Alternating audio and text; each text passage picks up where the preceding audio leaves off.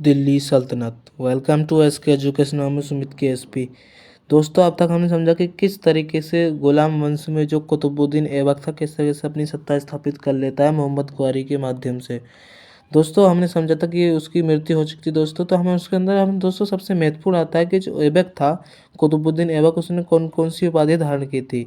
दोस्तों, जो सबसे पहली जो उपाधियाँ दोस्तों जो दोस्तों लाख बख्श की उपाधि थी, और दोस्तों दूसरी थी दोस्तों हतीत माई मताई की, और एक दोस्तों कुरान खां। और दोस्तों इसी के शासनकाल में दो विद्वान भी रहते थे, और दोस्तों एक तो हसन निजामी थे और एक फ़क़े मुद्दा भी थे। तो दोस्तों ये हमने जाना था दोस्तों कि किस तरीके से उसकी मृत्यु हुई थी दोस्तों। अब हम समझते हैं कि जैसे ही उसकी मृत्यु होती है तो जो कुतुबुद्दीन का एक दास था दोस्तों इल्तुतमिश, तो दोस्तों वो जैसे ही अपना अलग होता है दोस्तों, तो अपने 1206 में इल्तुतमिश दोस्तों क्या करता है दोस्तों, शासन बन जाता है बदायूं। जो दोस्तों पहले तो ये बदायूं का इक़्तिदार था। इक़्तिदार दोस्तों में हम जब उसको मुगल एम्पायर को समझेंगे दोस्तों, हम बात करेंगे किस तरीके से इनको अलग अलग से राज्य दिए जाते थे, छोटे छोटे ज़मीन दी जाती, तो यहाँ पे शासन करते थे ये। तो ये दोस्तों फिर इसके बाद दोस्तों इल्तुतमिश दिल्ली को अपनी राजधानी बना लेता है। इसके बाद दोस्तों क्या होता है कि जैसे ही इल्तुतमिश शासक बनता है तो कुछ समस्या आने लगी थी। याद करिए दोस्तों कि सन लगभग 1220 के आसपास ही एक मंगोली आक्रमण था, चंगेज़ खां। चंगेज़ खां दोस्तों जो ख्वारिज़म के आसपास के वहाँ से आया था दोस्तों धीरे धीरे से। तो वहाँ पर जो एक दोस्तों जलालुद्दीन था ना दोस्तों मंगवानी, उसको पीछा करते हुए आया था। जो ख्वारिज़म का राजा था ना, तो वहाँ से भाग गया था जलालुद्दीन।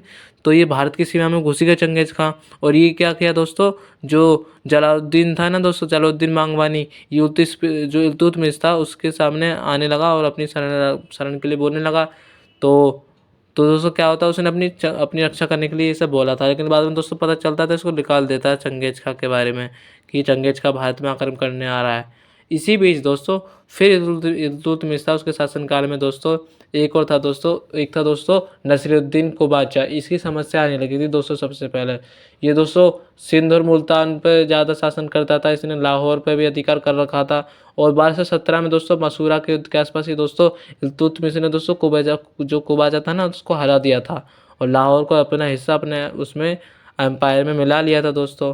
फिर 1227 के आसपास ही दोस्तों सिंध के मुल्तान पर आक्रमण कर देता है, और कुबाचा को जब वो हरा देता है ना दोस्तों, वहाँ से जब कुबाचा हारा था।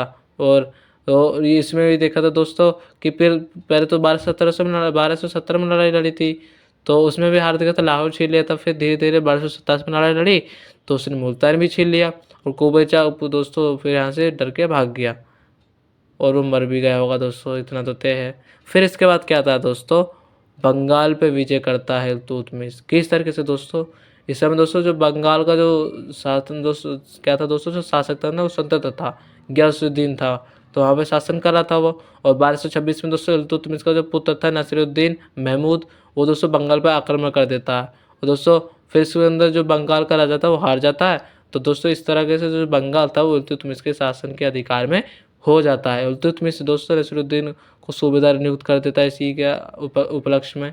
तो क्या होता है दोस्तों, जैसे ही 1229 में नसीरुद्दीन की मृत्यु हो जाती है, तो क्या होता है दोस्तों, इल्तुतमिश ने दोस्तों तो कुछ तुर्की अमीरी थे, तो एक विशिष्ट वर्ग बना देता है दोस्तों, उसको 40 दल कहा जाता है ना दोस्तों, उसको बना देता है, गठन कर देता है। इन्हें दोस्तों क्या करता है, ये तुर्क चिलमानी कहता है, जिसको 40 दल के नाम से जाना जाता है। और 1229 में ही दोस्तों इल्तुतमिश बगदाद की जो अब्बासी खलीफा थे दोस्तों अल-मुस्तान सिंह बिलहा, उनसे दोस्तों जो मंसूर था ना उसको प्राप्त कर लेता है वहाँ से। और खलीफा को दोस्तों क्या करता है, खलीफा ने इसे उपाधि धारण कर दी कि सुल्तान ए आज़म, और उसको महान शासक बता दिया इल्तुतमिश को। फिर इल्तुतमिश दोस्तों क्या था, इसने सिक्के भी प्रचलित किए थे अरबी भाषा में ही, टंका के सिक्के चलाते, तांबे के, चांदी के, जीतल के, ये सभी इसने सिक्के चलाए थे। और इल्तुतमिश दोस्तों दिल्ली सल्तनत का दोस्तों वास्तविक संस्थापक माना जाता है। इस प्रकार दोस्तों ये हमने इसके अंदर समझा था दोस्तों। फिर इसके बाद दोस्तों हम बात करेंगे कि किस तरीके से इल्तुतमिश का उत्तराधिकारी आने लगे थे, कौन कौन ने इसके अंदर शासन किया था, तो दोस्तों उसके अंदर हम समझेंगे। आज के लिए इतना ही दोस्तों, मिलते हैं दोस्तों नेक्स्ट वीडियो में। आज के लिए धन्यवाद। जय हिंद, जय भारत।